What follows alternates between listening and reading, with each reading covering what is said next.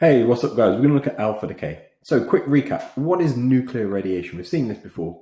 It's the radiation emitted from unstable nuclei in their bid to become more stable. So here's an unstable nucleus, it's unhappy, it's got too much energy, and it decays radioactively to become more stable. There's four ways it can do this. You can do it through alpha decay, beta decay, gamma decay, or neutron decay. Today though, we're just going to focus on alpha decay and what's actually happening inside the nucleus. So let's look at an example. Here we've got polonium-210. This is an isotope of polonium that is unstable, and it wants to become more stable. And the way that it does that is by emitting an alpha particle, which you can see on the right, which is given F.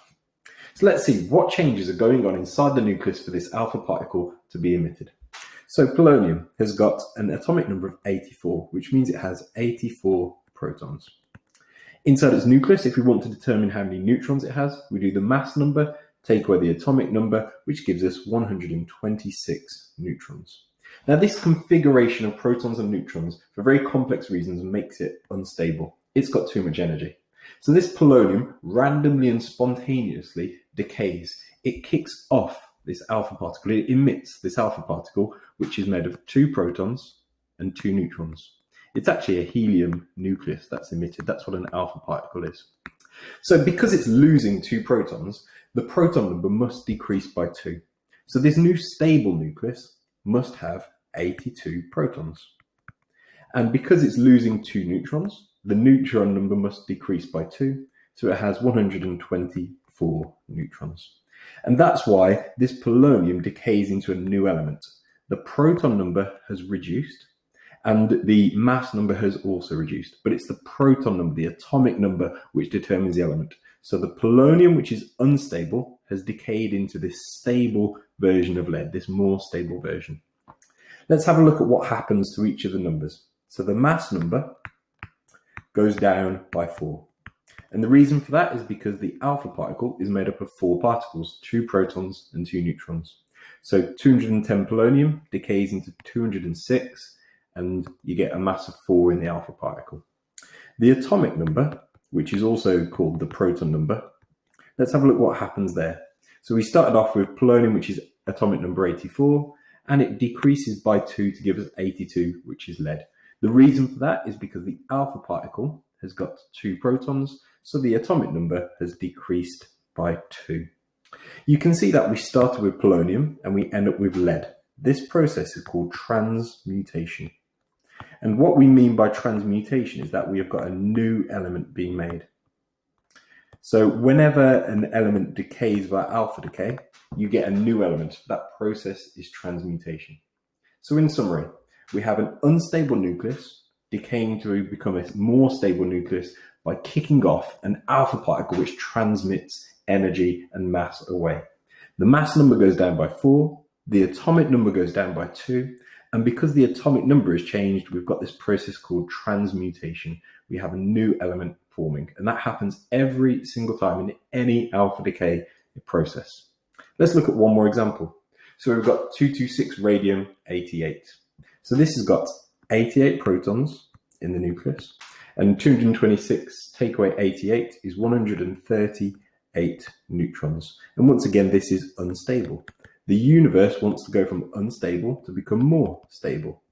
So the radium decays into radon. Transmutation occurs. We have a new element.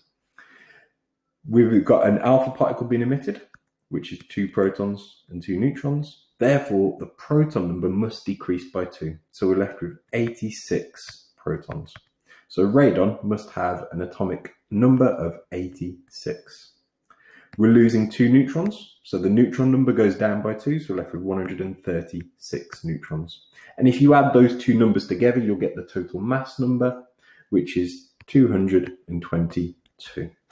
So once again, the mass has gone down by 4, the atomic number has gone down by 2, and we've got transmutation.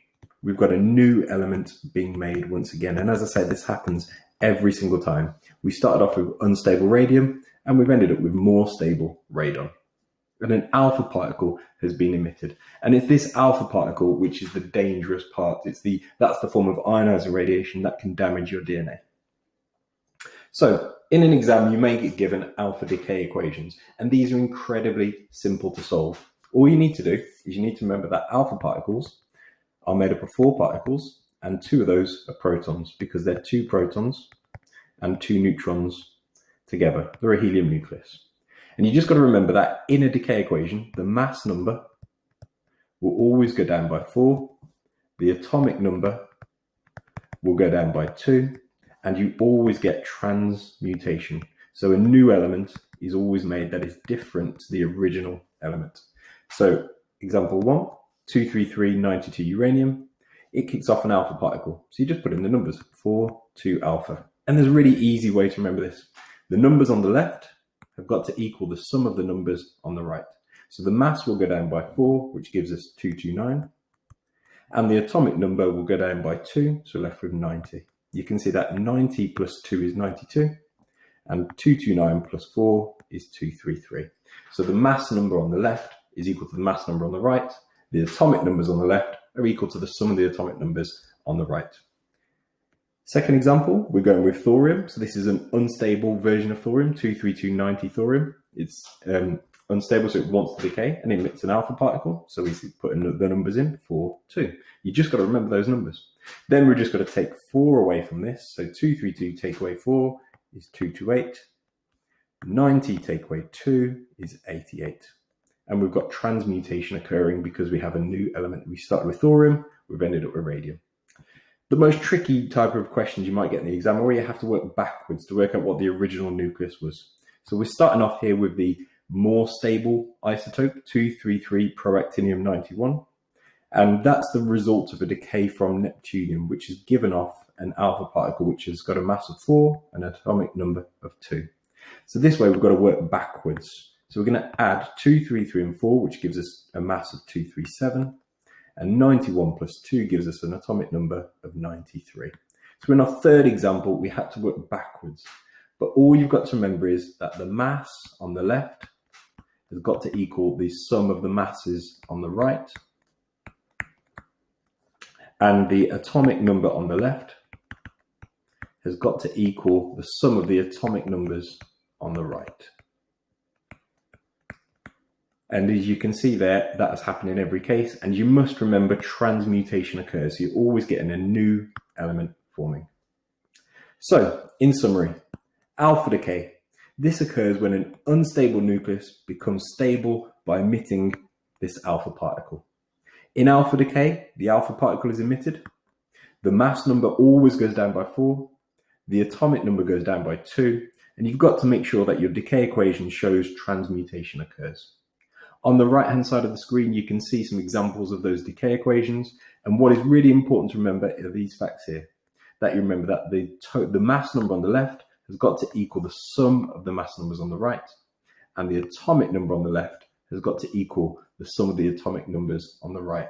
The secret to all of this is remembering that alpha particles are helium nuclei. So the symbol is 4, 2 alpha. That's because an alpha particle is made of 4 particles, 2 protons and 2 neutrons. You can't really go wrong. That's it. Thanks for listening. See you all soon.